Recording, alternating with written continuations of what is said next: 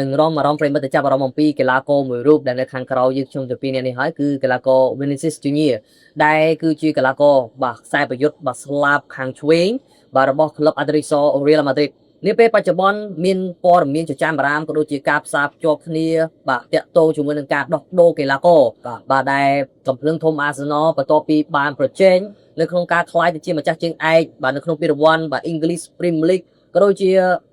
ខកខានឱកាសនៅក្នុងការក្លាយជាម្ចាស់ជើងឯកពានរង្វាន់ UEFA Champions League នោះឥឡូវនេះកំពុងតែដាក់គោលដៅកាន់តែខ្លាំងបន្ថែមទៀតហើយដើម្បី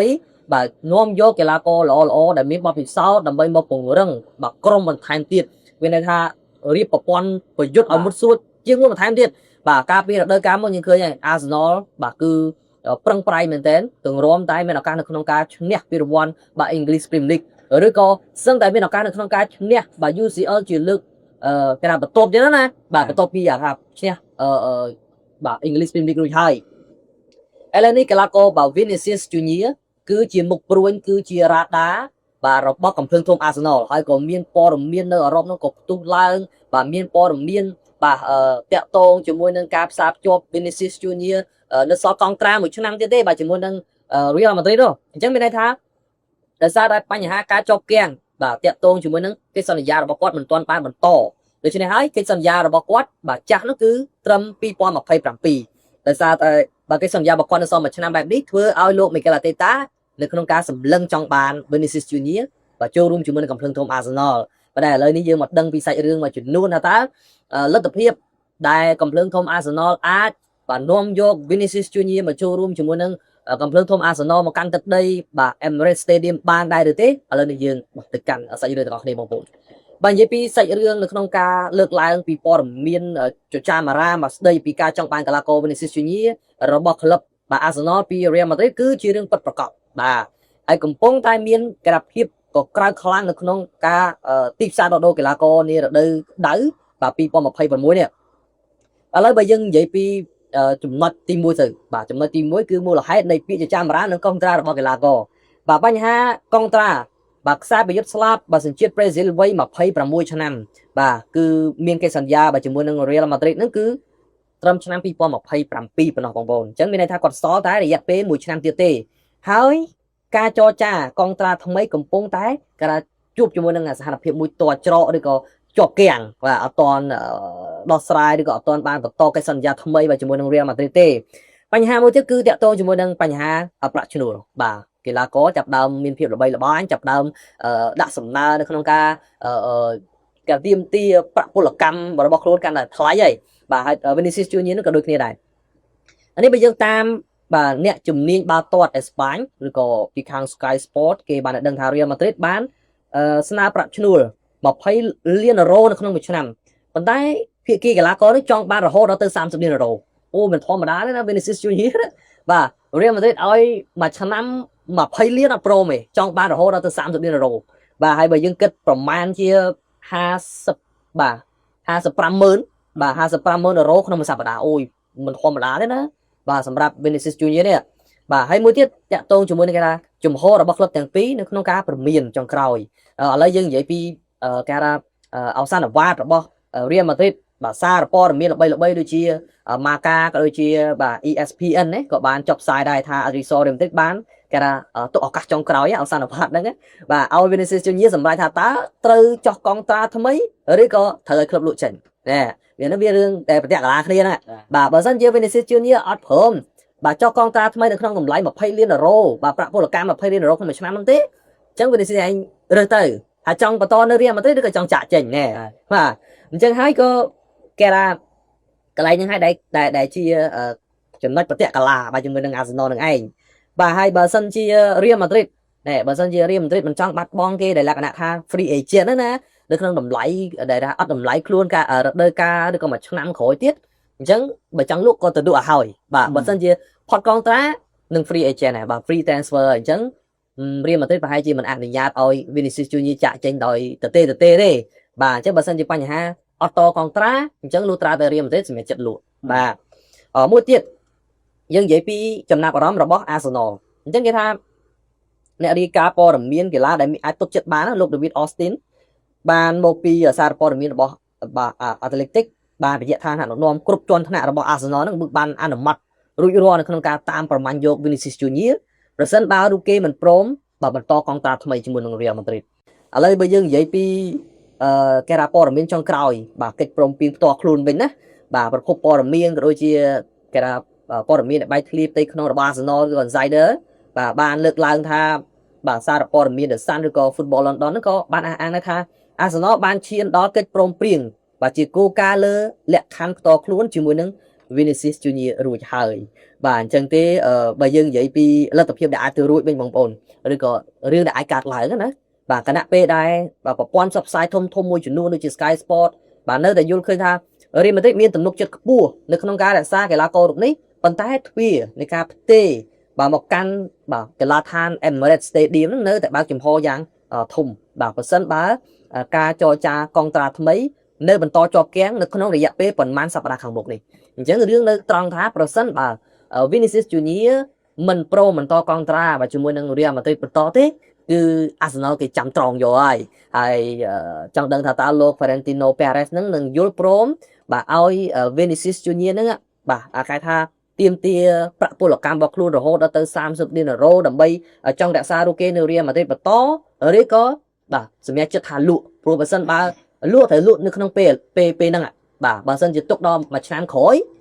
Vinicius Junior គាត់ខ្លាចជាកីឡាករដែលបាទបញ្ចប់កងត្រាអត់តម្លៃខ្លួនអញ្ចឹង Arsenal នឹងអាចយកបានដោយ free ហើយអញ្ចឹងមិនគួរឲ្យខាតទេបាទសម្រាប់រឿងនេះអញ្ចឹងថាតើលោក Perez ចង់ទប់ Vinicius ឬក៏ចង់លក់ Vinicius ដើម្បីបានប្រាក់ចំណេញបើយើងមើលទៅលើប្រវត្តិរបស់ Arsenal ដែលទិញយកកីឡាករបាទ Gabriel Martinelli ដែលជា DNA បាទរបស់បាទ Samba Brazil នេះគឺថាបើសិនបើបាទ Vinicius Junior គាត់ទៅជំនួសនៅក្នុងតំបន់នោះក៏គាត់ថាជារឿងមួយដែលស័ក្តិសមដែរពីព្រោះទម្រង់លេងរបស់ Vinicius Junior គឺរហ័សរហួនមែនទែនហើយវាស្របគ្នាបាទជាមួយនឹងយុទ្ធសាស្ត្ររបស់លោកបាទ Miguel Arteta ដែលលោកចូលចិត្តប្រើប្រាស់កីឡាករជាពិសេសនៅក្នុងតំបន់ប្រយុទ្ធនឹងគឺលឿនរហ័សបាទនេះហើយគឺជាអ្វីដែលលោក Miguel Arteta ចង់បានបាទស្នើសុំបាទទៅកាន់ថ្នាក់ដឹកនាំរបស់ក្រុមហ៊ុន Arsenal ដើម្បីប្រមាញ់យកបាទកីឡាករ Vinicius Junior តើកីឡាករ Vinicius Junior នឹងសម្រេចចិត្តបែបណាតែអាចសម្រេចចិត្តបន្ទាបតម្លៃខ្លួនបាទត្រឹម20លាន€បាទបន្តគាត់កិច្ចសន្យាបាទជាមួយនឹង Real Madrid ឬក៏គេចង់បាទចាក់ចេញពី Real Madrid មកចូលរួមជាមួយនឹងកម្មភ្លើងធំ Arsenal នៅក្នុងទឹកដីចក្រភពអង់គ្លេសវិញម្ដងបាទដូច្នេះតាក់ទងជាមួយនឹងរឿងរ៉ាវរបស់បាទសារព័ត៌មានធំនៅតំបន់អឺរ៉ុបបែបការផ្សារភ្ជាប់បាទរវាង Arsenal បាទជាមួយនឹង Real Madrid យើងនឹងតាមដានមើលបន្តទៀតថាតើរឿងនេះនឹងคล้ายទៅជាការពិតបែបណាបាទនៅជំនួយបាទប្រិមត្តជាបន្តទៀតដែរបាទអរគុណច្រើនសកាបាទព័ត៌មានចុងក្រោយនេះក៏យើងតាមឆ្ងាយអំពី Real Madrid ដែរនិយាយគេថាក្រោយពីមានការមកដឹកនាំបាទថ្មីថ្មោងបាទរបស់លោក Jose Mourinho ហើយការប្រកួតមិត្តភាពបាទ Pre-season កន្លងទៅក៏ឃើញថាលោកបានផ្ដល់ឱកាសទៅដល់កីឡាករវ័យក្មេងនិងកីឡាករដែលចូលរួមជាមួយ Real Madrid ការពីរដូវកាលមុននោះលេងមើលទៅស៊ីចង្វាក់គ្នាដែរបាទអញ្ចឹងសម្រាប់លោក Jose Mourinho គឺជាគ្រូបង្វឹកមួយរូបសញ្ជាតិប៉ូទុយហ្គាល់ដែលលោកមានជំនាញក្នុងការដឹកនាំបាទលេងប្រព័ន្ធបែបការពារច្រើនជាងប្រយុទ្ធប៉ុន្តែយ៉ាងណាមិញមកដឹកនាំ Real Madrid នេះអាចថាជាយុទ្ធសាស្ត្រថ្មីរបស់លោកដែរនៅក្នុងការផ្លាស់ប្ដូរពីទម្រង់នៅក្នុងការពារសុទ្ធវិបកមកលេងជាការពារផងប្រយុទ្ធផងបាទសម្រាប់ Real Madrid ក្នុងពេលបច្ចុប្បន្ននេះបើយើងក៏លេខមកមើលអំពីសមត្ថភាពកីឡាករគឺលោក Jose Mourinho បានរៀបចំតាមពីអ្នកចាំទីតាំងពីប្រព័ន្ធការពាររហូតដល់បម្រើនិងប្រយុទ្ធប៉ុន្តែយ៉ាងណាមិញលោករៀបចំប្រព័ន្ធខ្សែការពារមកមុនសិនបាទមកមុនសិនតែនោះឃើញមានរឿងភ្ញាក់ផ្អើលមួយចំនួនបាទដែលបានកើតឡើងក្រោយពីបាននាំយកបាទលោក Jose Mourinho នេះមកទឹកដីបាទ Santiago Bernabeu សម្រាប់ក្លឹប Real Madrid បាទបាននឹងកំពុងធ្វើការរើក៏ដូចជារៀបចំកំណែទម្រង់ឡើងវិញហើយបាទសម្រាប់រដូវកាលថ្មីបាទឆ្នាំ2026-2027បាទក្រោមការរំនាំរបស់លោកគ្រូបង្វឹកថ្មីបាទគឺ The Special One បាទលោក Jose Mourinho ដែលលោកបានវិលត្រឡប់មកកាន់តំណែងបាទជាលើកបាទទី2បាទជាលើកទី2បាទរបស់គាត់បន្ទាប់ពីឆ្លងកាត់រដូវកាលមុនដោយលោកអត់អាចបាទដឹកនាំបាទក្លឹបនៅឯទូរគីឬក៏នៅប៉ូទុយហ្គាល់ឈ្នះពានរង្វាន់ធំបានទេលោកក៏ត្រឡប់មកវិញបាទជាមួយនឹង Real Madrid ដើម្បីផ្ដល់ជាក្តីរំពឹងដូចជាក្តីសង្ឃឹមបាទជាពិសេស Real Madrid កាលពីរដូវកាលមុនក៏ធ្វើបានល្អដូចគ្នាបាទអញ្ចឹងយើងមកដឹងអំពីតើយុទ្ធសាស្ត្រអីខ្លះក៏ដូចជាកម្លាំងសំខាន់របស់ Real Madrid អីខ្លះបាទសម្រាប់រដូវកាលថ្មីក្រោមការរំនាំរបស់លោកបាទគ្រូបង្វឹកលោក Jose Mourinho បាទត្រូវបានតែងតាំងជាអ្នកចាត់ការទូទៅបាទអាចថានៅក្នុងរយៈបាទកិច្ចសន្យាវែងបាទដើម្បីបុកបរឹងរចនាសម្ព័ន្ធនិងយុទ្ធសាស្ត្រក៏ដូចជាវិន័យនិងស្មារតីប្រយុទ្ធរបស់ក្រុមព្រោះតែលោក Jose Mourinho កាចបាទកាចណាស់ ហើយកីឡាករណាដែលអត់ប្រឹងប្រខាត់ទីថា idol superstar ឯណោះប្រជិតព្យាអត់ដាក់លេងបណ្ដោយចរិតរបស់លោក Jose Mourinho មួយវិញទៀតបើយើងមើលអំពីប្រធានក្រុមវិញឥឡូវនេះ Real Madrid ក៏បានបាទធ្វើការផ្លាស់ប្ដូរដែរដោយឲ្យខ្សែបម្រើ Federico Valverde បាទខ្លាយជាគ្រូសំទោសខ្លាយជាប្រធានក្រុមផ្លូវការបន្ទាប់ពីកីឡាករ Dani Carvajal ចាក់ចេញបាទអញ្ចឹង Valverde ក៏មិនអីដែរបាទមើលទៅគាត់ស្ងប់ល្អបាទមួយទៀតគាត់ជាកីឡាករដែលអាចថាបើសិនលោក Jose Mourinho មកបាទជាកែគាត់លេងជាខ្សែការពារស្លាប់ស្ដាំឬក៏បំរើស្ដាំបាទច្រើនណាស់ណាហើយព្រោះសារលោកទុកចិត្តបាទកីឡាករដែលសម្បូរបទពិសោធន៍ជាពិសេសកីឡាករនៅអាមេរិកឡាទីនម្ដងមួយវិញទៀតមកយើងមកដឹងអំពីសមាជិកដែលចោះតលេខាបាទដែលថ្មីនេះដែលក្នុងនោះក៏មានកីឡាករឆ្នាំដែរដែលមកពីតំបន់អឺរ៉ុបបាទដែលជាក់ស្ដែងបងប្អូនដឹងហើយ Marco Kurula គឺជាខ្សែការពារឆ្វេងដែលផ្ទេរមកពី Tokyo Chelsea Marco Kurula នេះក៏ជួយឲ្យអេស្ប៉ាញឈ្នះពានរង្វាន់ FIFA World Cup បាទនៅក្នុងពេលថ្មីនេះដូចគ្នាកីឡាកររូបនេះត្រូវបានផ្ទេរមកពី Tokyo Chelsea នៅក្នុងតម្លៃខ្លួន55លាន€បាទនៅរដូវក្តៅនេះដែរបាទនៅរដូវក្តៅនេះដែរអញ្ចឹងពេលដែលគាត់លេងនៅ Tokyo Chelsea បាទផ្លាស់មក Real Madrid អំឡុងពេលដែល League អត់ទាន់ដំណើរការនៅព្រឹត្តិការណ៍ FIFA World Cup ចាត់ទុកថាគាត់គឺជាកីឡាកររបស់ Chelsea នៅឡើយទេបាទជាកីឡាកររបស់ Chelsea នៅឡើយទេមានខ្សែការពារស្ដាំមួយរូបទៀត Denzel Dumfries ដែលជាកីឡាករដែលផ្ទេរមកពី Inter Milan នៅក្នុងតម្លៃខ្លួន20លាន€ដើម្បីមកពង្រឹងបាល់បនការពារស្លាប់ស្ដាំបាទអញ្ចឹងមានន័យថាប្រសិនបើ Valverde គាត់មានវត្តមានជាប្រធានក្រុមមកខ្ញុំគិតថាលោក Jose Mourinho នឹងកែ Valverde ទៅលេងខ្សែបំរើស្លាប់ច្រើនជាងខ្សែការពារព្រោះតែកុំឲ្យជន់រ៉ូលជាមួយនឹង Dumfries ណាព្រោះតែ Dumfries យកមក20លានដែរបាទលេងនៅរ៉ូលស្ដាំបាទមួយទៀតកីឡាករ Ibrahima Kanouté បាទគឺជាកីឡាករខ្សែការពារកណ្ដាលដែលផ្ទេរមកពី Liverpool បាទអញ្ចឹង Kanouté ជាមួយនឹងបាទសំទោស Konate បាទជាមួយនឹងកីឡាករ Virgil van Dijk គឺជាដៃគូដៃកូនរបស់គាត់ដែរពេលដែលនៅ Liverpool ណាប៉ុន្តែបើយើងមើលអំពីរដូវកាលមុននេះរដូវកាលចប់ថ្មីនេះបាទការលេងទៅដូចអត់សូវសង់តង់នេះដូចរដូវកាលមុនទេបាទអញ្ចឹងមានន័យថាដោយសារតែ Konate ក៏តែសុពលភាពពងត្រាជាមួយនឹង Liverpool ហើយម្លងពេលដែលបាទគេថា agent របស់គាត់ទៅចរចាជាមួយ Real Madrid ត្រូវក្រោមការដឹកនាំរបស់លោក Jose Mourinho ទៀតដែលលោក Jose Mourinho ជួយចិត្តកីឡាករខ្សែការពារតាន់អញ្ចឹងទៀតមកត្រូវគ្នាតែម្ដងបាទអញ្ចឹង Ibrahima Konate បាទផ្ទេរមកនេះគឺមិនមានតម្លៃខ្លួនទេចំណេញ free តែម្ដងបាទយកមក free ឲ្យតែប្រាក់ខែហ្នឹងបាទអញ្ចឹងឲ្យថ្លៃចរចាទៅលើ agent ទៅបាទ agency បាទដែលចរចាឲ្យហ្នឹងតិចតួចទៅបានហើយបាទអញ្ចឹងបាន Konate មកប៉ុន្តែ Konate មកនេះក៏អាចថាប្រគល់ប្រជែងខ្ពស់ដែរព្រោះបងប្អូនដឹងហើយខ្សែការពាររបស់ Real Madrid បាទបច្ចុប្បន្ននេះគឺសម្បូរទៅដោយកីឡាករល្អជាពិសេសកីឡាករឆ្នាំណាបើយើងមើលថាតើកីឡាកររបស់ Real Madrid បាទបច្ចុប្បន្ននេះខ្សែការពារមានគេខ្លះបើយើងរាប់ទៅមាន Trent Alexander-Arnold Antonio Rudiger មាន Dean Hodgson មាន Eder Militao មានកីឡាករ Raúl Asensio Marco Kurula Alvaro Carreras Ferland Mendy មាន David Jimenez មាន Joan Martinez មាន Fati មាន Aguado មាន Fortier និងកីឡាករ Salazar រាប់ទៅគឺថាខ្សែការពាររបស់ Real Madrid រដូវកាលនេះគឺថាពេញសាច់តែម្ដងពេញសាច់តែម្ដងឥឡូវបាន Konate មកទៀតផ្អែមមាត់របស់លោក Jose Mourinho ចឹងអត់ខ្វះជំរឿសនៅក្នុងដាក់កីឡាករលេងតំបន់ការពារទេយើងត្រឡប់ទៅមើលកីឡាករមួយរូបទៀតបាទដែលជាខ្សែបម្រើ Bernardo Silva បងប្អូនស្គាល់ហើយបាទ Bernardo Silva នេះគឺជាកីឡាករដែល Real Madrid នាំយកមកពី Manchester City ដើម្បីមកពង្រឹងតំបន់កណ្ដាលជាពិសេសគាត់គឺជាកីឡាករបាទ key player key maker បាទសំទោស key maker ដល់ប៉ុន្តែពេលដែលប៉ូទុយហ្គាល់ប៉ាអេស្ប៉ាញបាទខ្ញុំឃើញ Bernardo Silva គាត់ទប់អារម្មណ៍អត់បានបាទគាត់មើលគាត់ខឹងព្រោះថាតែពេលហ្នឹងគឺប៉ូទុយហ្គាល់ចាញ់អេស្ប៉ាញបាទអញ្ចឹងយើងត្រឡប់ទៅក្រោយសម័យឃើញរូបភាពពេលដែល Bernardo Silva គាត់ទ្រាំអត់បានពេលដែលប៉ាអេស្ប៉ាញបាទការប្រកួត World Cup ថ្មីបាទអញ្ចឹង Bernardo Silva ក៏មកចូលរួមជាមួយនឹង Real Madrid ដែរ Carlos SP បាទខ្សែប្រយុទ្ធវ័យក្មេងអាយុ21ឆ្នាំដែល Real Madrid ទិញដាច់ពីលវង់ទេនៅក្នុងតម្លៃខ្លួន25លាន€ដើម្បីមកជំនួសកន្លែង Gonzalo Garcia ដែលផ្ទេរទៅ Fulham បាទអញ្ចឹងនេះគឺជាព័ត៌មានខ្លះបាទរបស់កីឡាករដែលផ្ទេរមកថ្មីបាទចូលរួមជាមួយនឹង Real Madrid អញ្ចឹងយើងទៅមើលអំពីការចាក់ចេញរបស់កីឡាករវិញបាទដើម្បីឲ្យក្លឹបមានតុល្យភាពបាទលុយកាក់ហើយបើកផ្លូវឲ្យកីឡាករថ្មីចូលរួមមួយក្លឹបដែរ ចឹងកីឡាករចាស់ៗក៏ត្រូវសេរីចាញ់ដែរ បាទ បាទអាចទុកបានទៀតទេទុកហ្នឹងគោជើងនេះចាយលុយអត់ប្រយោជន៍ បាទអញ្ចឹងក្នុងនោះក៏មានដានីកាវ៉ាហាល់និងដាវីតអាឡាបាអស់កុងត្រាហើយបាទចាក់ចេញដោយសេរីបាទក្លឹបបើកផ្លូវហើយដានីសេបាឡូសបាទដាច់បាទកុងត្រាតែបងសេបាឡូសគាត់អត់សូវមានឱកាសបង្ហាញខ្លួនទេហើយគាត់ធ្វើក៏អត់សូវបានល្អដែរបាទសេបាឡូសណា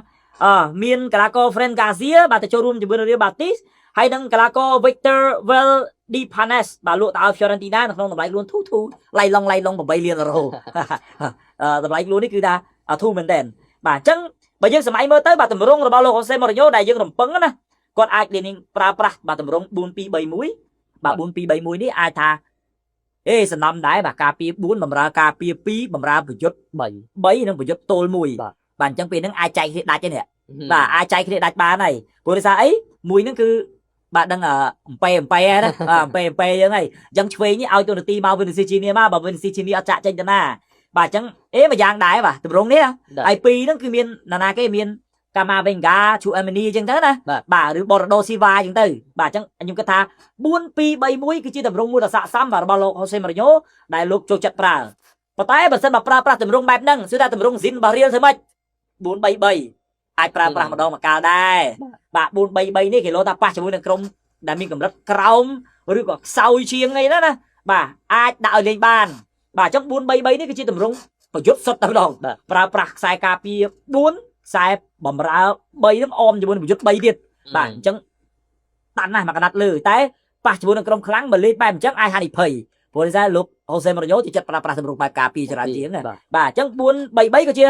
តម្រងមួយដែលគេហៅថាលេងបែបវីបកលឿនបាទសម្រាប់ Real Madrid ដែរមានកីឡាករដែលអាចថានឹងបន្តចាក់ចេញទៀតហើយក្នុងនោះក៏មានកីឡាករដែលកំពុងតែរបួសដែរបាទអញ្ចឹងយើងទៅអាប់ដេតកីឡាកររបួសរបស់ Real Madrid ដែលអត់តន់ជាបន្តិចទៅណាមានអ្នកចាំទី Thibaut Courtois បាទគឺរបួសអំឡុងពេលដែលព្រឹត្តិការណ៍ FIFA World Cup បាទថ្មីហ្នឹងឯងប៉ុន្តែបើយើងមើលពីអ្នកចាំទីរបស់ Real Madrid ក្នុងពេលបច្ចុប្បន្នមាន6នាក់សកាបាទ6នាក់បាទអ្នកចាំទីរបស់ Real Madrid មាន Thibaut Courtois មាន Andre Lunin មាន Fran Gonzalez មាន Sergio Matres Mestre មាន Xavi Navarro និងកីឡាករ Alvaro Gonzalez គាត់អ្នកចាំទីដៃទី3ទី4ទី5សិតតែអេស្ប៉ាញបាទអ្នកចាំទីបាទបំរុងបាទដៃទី4ទី5ទី6អ្នកចាំទីដៃទី1ជាបាត់កូតតោះហ្នឹងអត់តន់ជាទេអញ្ចឹង Lunin នឹងបន្តកាន់កាប់តំណែងអ្នកចាំទីដៃទី1សិនអញ្ចឹងសួរថា Real Madrid ត្រូវការកីឡាករអ្នកចាំទីបន្ថែមខ្ញុំគិតថាដូចជាមិនទាន់ចាំបាច់ទេបាទមិនទាន់ចាំបាច់ទេអញ្ចឹងប្រើប្រាស់ Lunin សិនទៅបន្ទាប់មកទីបាត់កូតតោះក៏ជាវិញទីបាត់កូតតោះនឹងមករ៉ាប់រងវិញបាទឬក៏ដែលអាចនឹងផ្ដល់ឱកាសឲ្យអ្នកចាំទីផ្សេងបាទជាពិសេសអ្នកចាំទីរបស់អេស្ប៉ាញតែម្ដងដែលជាដៃទី3ទី4ទី5ទី6បាទបើយើងមើលកីឡាកររបួសផ្សេងទៀតប្រហែលជាបងប្អូនបានដឹងហើយបាទគឺមានកីឡាករ Raúl Asensio បាទខ្សែការពារជាមួយនឹង Eder Militao សិតតែរបួសធ្ងន់ហើយបាទកីឡាករទៅពីរូបនេះបើយើងមើលអំពីបាទខ្សែបំរើរបស់ Real Madrid ដូចជាមិនអីទេបងប្អូនអត់មានរបួសទេបាទរដូវកាលថ្មីនេះបាទពេញផ្សាច់តែម្ដងកីឡាករសំខាន់របស់ Real Madrid យើងមើលទៅខ្សែប្រយុទ្ធវិញខ្សែប្រយុទ្ធខ្ញុំមើលទៅមានតែ Rodrigo ដែលកំពុងតែរបួសអត់តន់ជាបាទអញ្ចឹងបញ្ហាកីឡាកររបួសតែងតែមានដែរបាទរដូវកាលថ្មីមុនមកដល់ហើយអាចថាពួកគាត់នឹងជានឹងពេលឆាត់ដើម្បីជួយមកបរិង Real Madrid ជាពិសេសជួយគ្រប់គ្រងទៅដល់លោក Jose Mourinho ផងដែរ